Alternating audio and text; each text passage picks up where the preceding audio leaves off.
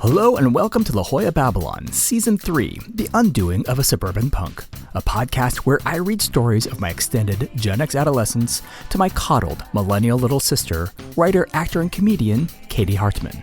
I'm your host, Karen Hartman, and if you like what you hear, the best thing you can do for us is to please share this podcast with someone who you think will like it too. Okay, here we go.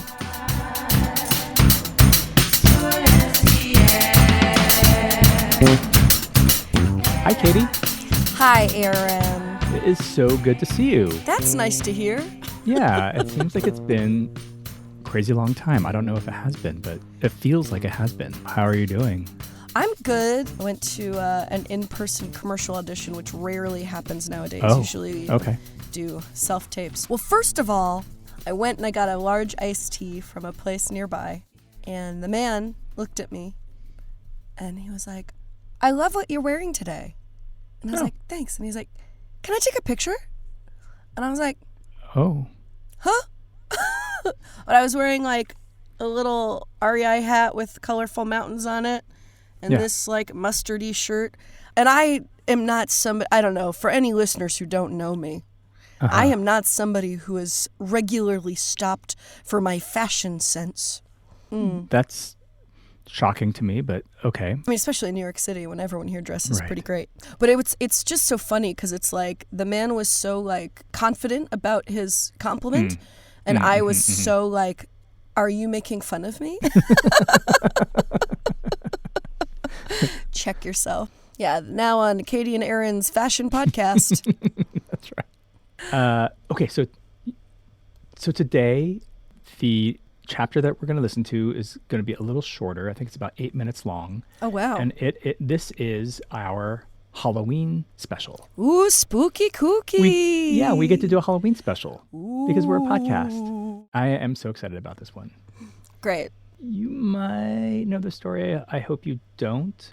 But it's the kind of thing I think I've probably told everyone I know. So sure. I know it. Yeah. Okay. I have a question for you. Yeah. Do you like Halloween?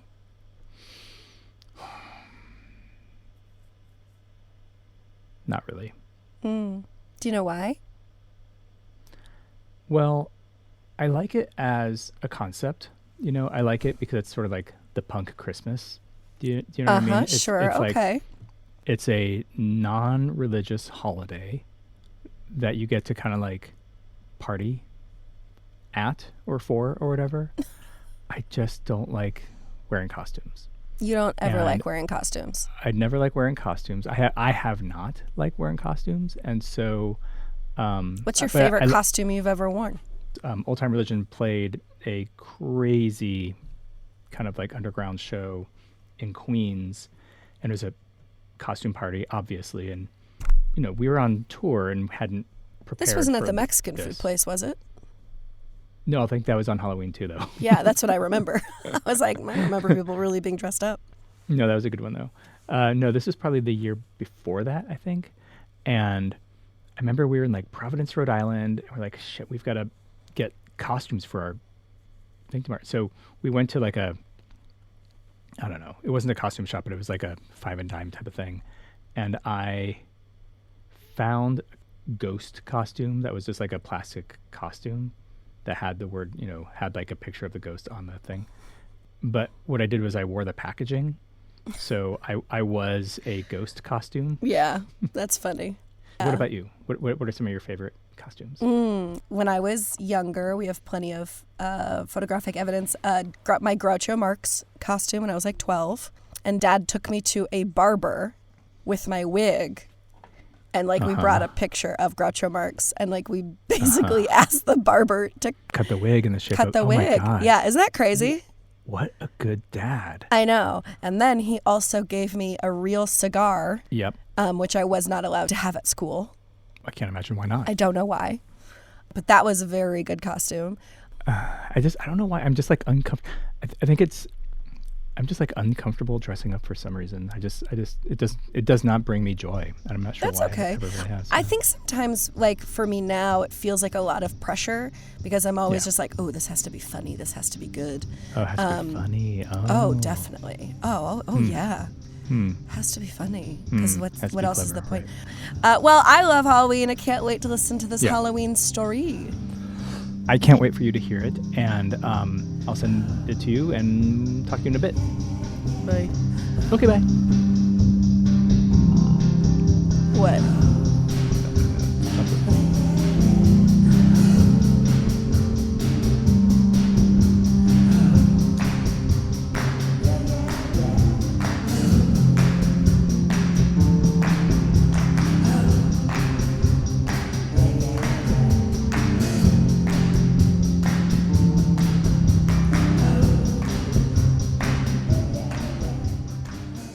Everyone has a ghost story. The world quieted to a purr, and I heard the little parts of the engine running. The sound moved the way the stars looked as the Millennium Falcon jumped to hyperspeed. It felt like rushing water behind my ears, and then static and a harmonic tone that would wash around, intersecting for a quarter hour or more. It created a vacuum in my mind, which let me concentrate on the terrifying sound I wasn't sure was real or not. I would try to move it from ear to ear. I never knew when it was coming, but once I got used to it, I would sometimes try to summon it for company. The sound only came at the quietest moments, just before sleep, after all my other terrors retired.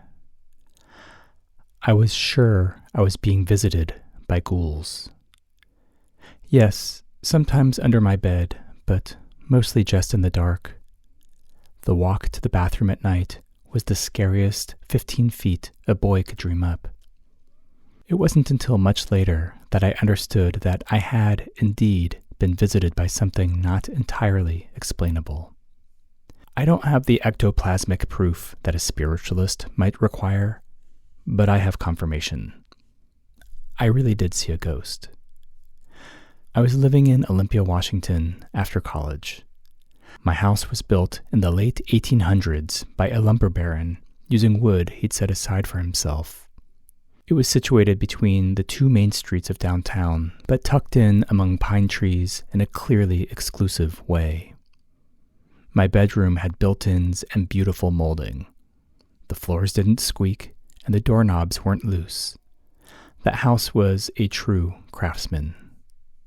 My roommates tended to be home all the time. Ishi DJ'd twice a week, cooked a lot, and practiced mixing records in his room. Andrea watched dogs in the suburbs, and Tammy and her boyfriend tended to spend days at a time in her basement bedroom. So when I realized I was all alone for the night, I was very happy. It had never happened before.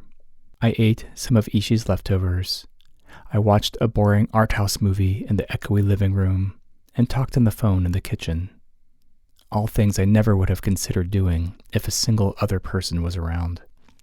As the night was coming to a close, and I made my way to the stairs before doing my bedtime routine, I got a feeling.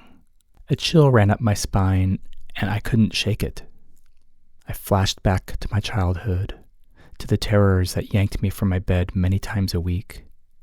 The creepy feeling would start when the house quieted down, and I would walk up the stairs. Getting ready for bed, brushing my teeth, the stuff I knew was sending me back to the land of fear would set me off. It all came back in a visceral rush. My palms sweat. I had to take a shit. But now I was a man, a 20-something hipster with a strong ironic streak. I was alone in my 100-year-old house on a hill. I stood up straight.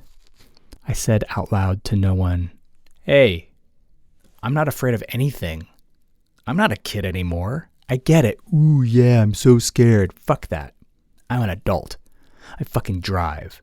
I have sex. I don't get scared of dumb shit anymore." I walked up the stairs, strutting like a cartoon character macho man. The familiar, nauseous feeling got stronger. The walls seemed to close in on me just a little.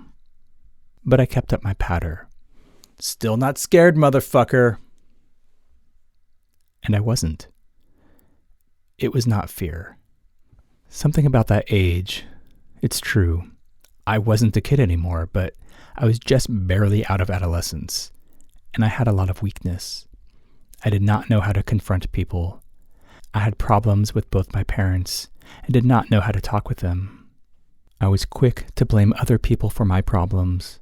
I was at that horrible moment when I didn't know what I didn't know, which made me think I knew everything. But I wasn't afraid. I brushed my teeth fearlessly. I washed my face, looked up into the medicine cabinet mirror, and met the gaze of a woman. She was in the mirror. She was not old, not young, and I swear to God, not scary. I stepped back and said out loud, "Oh, hi." Then she was gone. I walked out of the bathroom and kept talking. "You guys, it's okay. You can show yourselves again. It's just me. I'm really nice. I'm not scared." I was crying. I had seen a real ghost, but it didn't do that horror movie jump out of your seat thing. She just showed up. It was nice. And the thing about me is, I don't believe in anything. Astrology, tarot, God. My beliefs can be distilled to 3 things: luck, science, and whatever chemical thing happens between people. So to just accept that I had had contact with an actual ghost was somehow comforting, not confusing. I went to bed and slept soundly. I picked Ishi up at the airport the next morning, and he took me out to lunch. As we waited for our food, I started telling him my story. I told him about the hair on the back of my neck rising up and my commitment to be brave. And then I saw a ghost. Ishi interrupted. "Was it in the bathroom mirror? An old lady?" My heart leapt. I could feel my eyes watering. "What?" "Yeah, my old roommate from before you moved in had a girlfriend who slept over all the time. After a while, she started talking about seeing this woman in the bathroom mirror, but only when she was alone in the house. Ishi had been out of town when I saw her. I knew he wasn't fucking with me. The confirmation that what I saw was real made me rethink my childhood. I'd recognize the feeling at the bottom of the stairs. It was like smelling the same soap from your youth. It sends you back with fierce accuracy. Was I sensing ghosts when I was young? My nights had felt like I was drowning, my thoughts crowded out by insurmountable waves of darkness. My mother used to tell me about how sensitive I was. I never took what she said too seriously. It was hard for me to be close to her. I always felt like she was pantomiming closeness with her big, drawn-out hugs, where she would pat my back and rock side to side and say, "Aww." She loved me and tried her hardest to connect, but something was missing. And because there was a basic break between her expression and the feeling she gave off, everything else she did lost a little tenderness or truth. A mother's attention is delicate.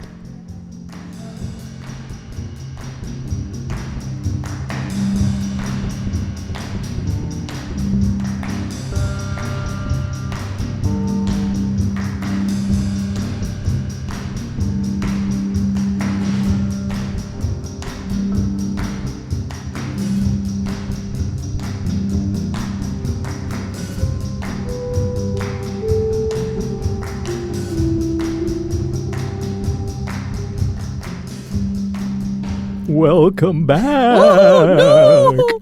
Oh! Spooky. Did you know that story? I don't know. I mean, maybe you've told it before, but I love stories like that. Yeah. So spooky. It's weird. Well, it wasn't. Yeah, it was weird because it wasn't spooky. Yeah. It was like, oh no, that's just a thing saying this is something that's real. Yeah, totally. Well, when you got that confirmation, I mean, did that evolve anything in you? I don't know, spiritually or otherwise? No, not at all. No? What? I know. I, I mean, it's just, you know what it was? It evolved my appreciation of other people's ideas of spirituality. You know what I mean? Yeah. Like it never happened again, but I do think that was probably what was going on when I was little. I think I was having some weird something because it was the same feeling that I had right before I saw this. No, thing, I loved the description of that, of like smelling the soap from your childhood or whatever. I loved that. Yeah. I love those lines. That's Yeah, that's so crazy. Yeah. Yeah. Have you ever had an experience like that? No, I've never experienced. Mm. I've never experienced something paranormal like that. And the other thing is, it's not like I'm someone who has really wanted ghosts to exist. Do you know what I mean? Like it's not something that's you're not like been that part interested. of. I'm not, yeah. Right. I wasn't like, is this it? Is this it? But I don't know if I've ever lived somewhere. I mean, I guess it doesn't really matter how old things are. I think I don't know. I don't think I've ever lived somewhere that somebody would be like, I'm gonna hang out here for a while. Mm-hmm. You know, ghosts specifically. Right. I mean, that's the thing is my childhood home in San Diego was like built in like 1968. Right. And I don't think there were like spirits, unless the ghost doesn't have to be related to the building or something. Yeah, I don't know. Because that's what we're always told. It's like, oh, they have unfinished business or whatever. Yes. Yeah. You know, Beetlejuice type of situation. I never paid off my mortgage. I still have dishes to clean. Yeah, I don't know. I think that, I don't know. I believe in ghosts. I think there are ghosts around. Yeah. You do? Why? Because I think that... Because you want to, or because it makes sense to you? Like what? Yeah, all of the above.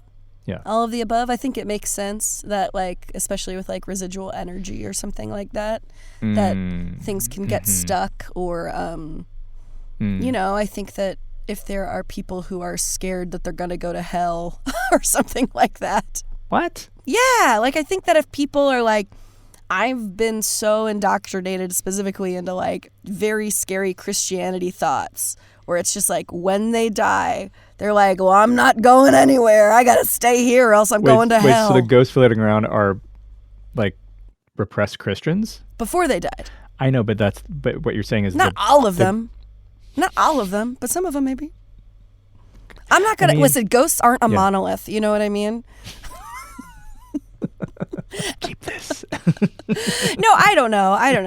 I mean, I would hope that there are no ghosts around that like are sad.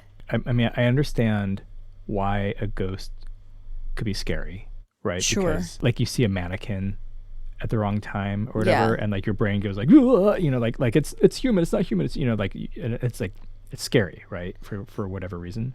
Yeah. But the truth is, no ghosts have ever killed anyone. Like no one's ever died because of ghost. I don't know. I think there are some ghosts have pushed people downstairs. I've heard stories. I've heard tell. Okay, real quick. Going back to Halloween. After having kids, did your thoughts on Halloween change? Well, you know, it's funny because our house is the Halloween house on our block. Meaning what? Meaning we have a very cute blow up dinosaur, like a lawn ornament, big dinosaur. Lawn ornament thing that, you know, you plug in and there's a little fan that blows it up. Mm-hmm. October 1st to November 1st, fully decked out in Halloween. It's 1/12 of the year. My house is full on Halloween. We've got like lights, like orange lights, and we also do Herman here. Oh, you do? We do Herman. I do this. Oh God. Okay. Where I stuff clothes full of towels and sheets, so it shapes itself like a person, and I put that person on a chair, and I put the bowl of candy between its feet or whatever, and it scares the living shit. I still don't have like a good head. I need to get like a mannequin head or something. Yeah. That's like more human shaped than like a pumpkin or whatever.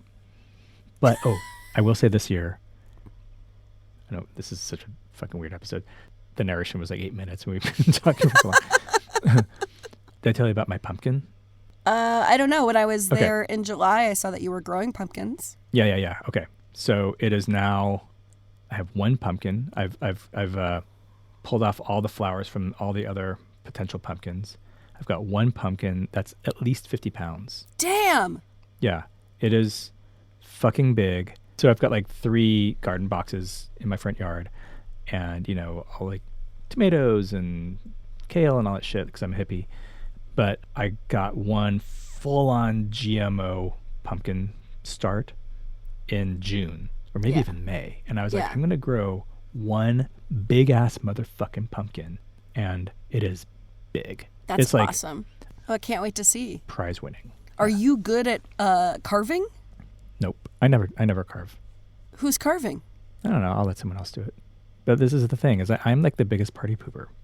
Like I don't like to carve. I don't like I don't play games. Right, but you decorate your house and you plan to have a gigantic pumpkin.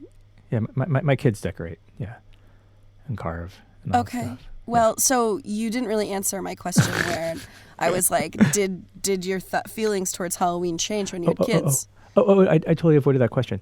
Well, no. Well, I guess I was saying like my kids decorate, and we are the Halloween house on the block. Yeah. No, I mean like I hate trick or treating with them. When Sylvia first learned about trick or treating, and her daycare had a little Halloween party, and then people were gonna go trick or treating, and we're like, "Do you want to go trick or treating?" She goes, "Yeah." And so we went to one house, and we were like, "Okay, when they open the door, say trick or treat, and they're gonna give you candy." And like she knocked on the door, and I think she was dressed like a butterfly or some bullshit, and they opened the door, and they're like, "Ah!" And she goes, "And what do you say?" She goes, "Trick or treat," or whatever, and they gave her candy, and then we're like, "All right, did you like that? That was trick or treating. Okay, let's go home now." Aaron. But it wasn't like fun. It wasn't cute to watch her say trick or treat. It was super cute. Then you didn't want to do that again? Why? But like when she was like 5 or 6, did you take her out? Yeah, of course. And you were just like, how was that? Was that fucking dumb? Well, what we would do... Did you poison their minds on this? Were you just No, my kids are going to trick or treat until they start getting doors slammed in their faces. Oh, I did that. Yeah. I definitely trick or treat. I mean, we already talked about this. That's where I met Ike Turner. Your boyfriend, Ike Turner. So we started having pre-parties at our house of the families that were going to have kids trick or treat together. What we learned is you bring alcohol. So everyone had like these insulated cups with beers, or we had one friend who would sort of make a whiskey drink, and so we would walk around like that, which was kind of the only way to really do it. It is so boring. It's funny, Aaron, because I have friends who really like bringing their children to trick or treat. You know what I mean? Yeah. No. Yeah. I'm not saying you have to. I'm not saying I don't suck. No, that's not what I'm saying either. But I think the sucky part, if I may be so bold, you don't suck, right? But the attitude of, that was fun, right? Now we're done. Because I say we're done, as opposed to I'm going to let you have your experience. Well, the first one is because she didn't know that you're supposed to go I get that. No, I get she was 3 years old. And the thing is, like, here, by October 31st, it is dark at 6, and generally 48 degrees and raining. Yeah, so, I mean, so having kids, it is really cute. I know you and our other sister are always hounding us to send you photos of the kids in their costumes. It is really cute. It's just also very boring. Okay, what's exciting to you in terms of your kids? Oh, you want to know what's exciting to me in terms of my kids? Sure. Last night. Okay, so my daughter got in trouble because she kind of fiddled with her time limits on her iPad. And some of the limits sort of went away, and she didn't tell us, and kind of like all of a sudden there's like several hours more than she was supposed to, and so we busted her for that. So she hasn't really had access to her iPad for the last few weeks. I mean, like, we let her FaceTime with her friends because that's now how she communicates. So it's like we didn't want to take her like communication away, but we took her fun away, right? Yeah. And she has been hanging out with us, and it's been amazing. And so last night she sang while our son Elijah played guitar. Oh my God. And Alicia and I were in the kitchen going, oh my God. It's happening. Like don't say anything. Don't look at them. Don't, like fuck up the spell. Don't perceive. No, don't let them know that we, and then afterwards they're like, did you guys hear that? We're like, yeah. But no, I mean, and then we told them how amazing it was, because it was fucking incredible. I mean, like What were they playing? Covers, or what were they doing? Yeah, covers. I mean, songs that they knew from summer camp. Yeah. And Elijah can just play them all on guitar. Not all of them, but he can, do it. That's so awesome. That's so beautiful. I love that. Yeah, it was the thing we've been waiting for. Yeah. Musical household. Musical household, yeah. Yeah. I love hanging out with my kids. There's just certain things that I never really felt attached to as a person. The lame suburban things. You got that punk in you. You can't just be like, oh, this is nice. This is fun. It's like, no, this is dumb. All these normies like it. Once Hot Topic had Nightmare Before Christmas t-shirts, it was over for Tim Burton. Oh, okay. We're just bringing it back to the podcast. Once Hot Topic had dead goats on the beach, it was all over.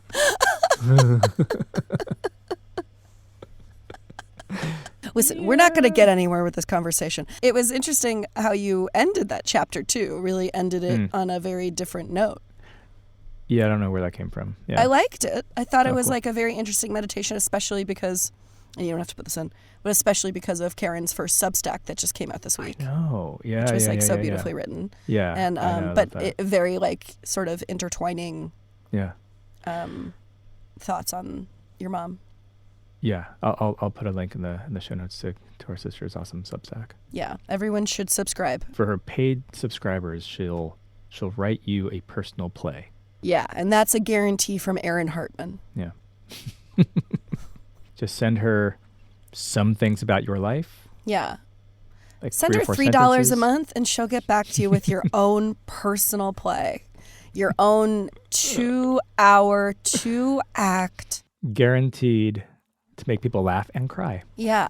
There's the one act, and then there's the, intermission kind. Yes. I don't know anything about theater.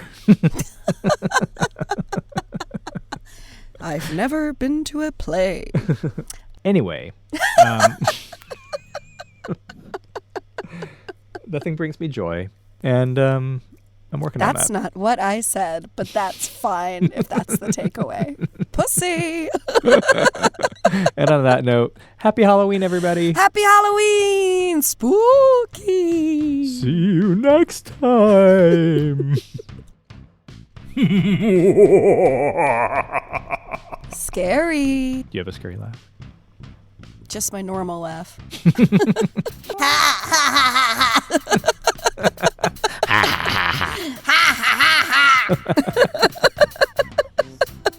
Love you.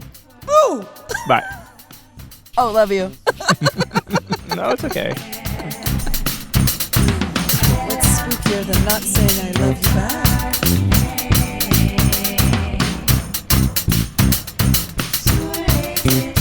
Yeah, I'm so scared. Thank you so much for listening all the way to the end. La Jolla Babylon is written, produced, and edited by Karen Hartman, with music by Karen Hartman, co-piloted by Katie Hartman, presented in association with Ruinous Media. We'd love to hear from you. You can find us on Instagram, or you can send us an old-timey email at lajollababylon@gmail.com. Please subscribe so you don't miss an episode. Your review and 5-star rating will help others find this fucking podcast. Please check out the show notes for links to Katie's comedy, the music you heard, and a complete transcript of the show.